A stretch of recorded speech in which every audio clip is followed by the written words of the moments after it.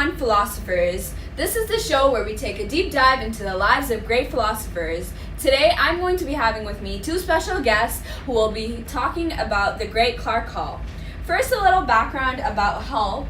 He was born on May 24th, 1884 in New York. His family did not have much money, so his education had to be stopped at times.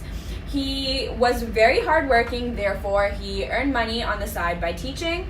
Hall inspired to be an engineer, but soon fell in love with psychology. He married Bertha and they had 2 children. In 1918, he received a PhD from the University of Wisconsin in psychology and later became part of the faculty for a good 10 years. He was the president of the American Psychological Association in 1935 to 1936, and in 1929 to 1952 he worked and researched at Yale University.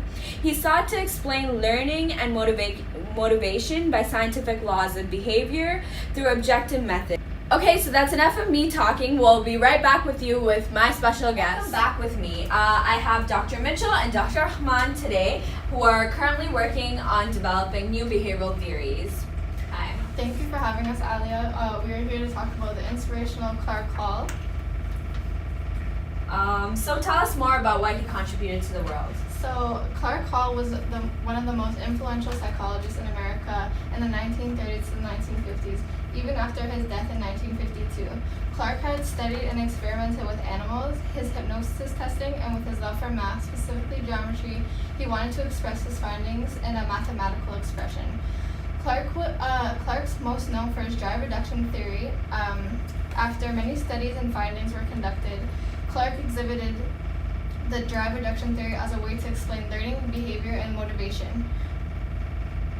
He was influenced himself by the Pavlovian theory of conditioning. He also believed reinforcement and conditioning are ways to study behavior.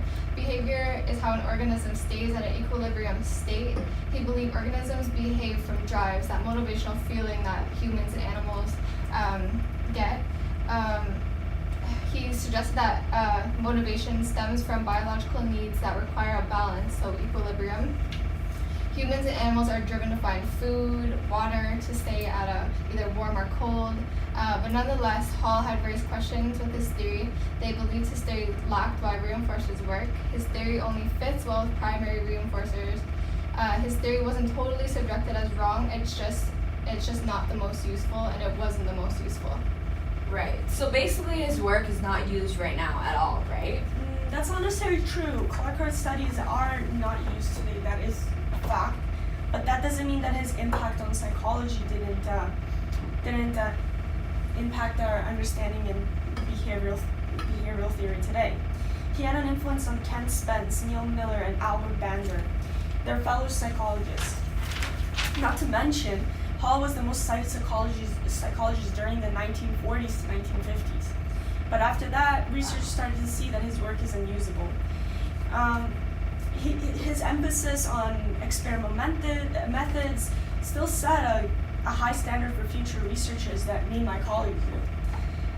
Hall's work on the drive reduction theory of motivation that was later future developed by Ken Spence might not be used.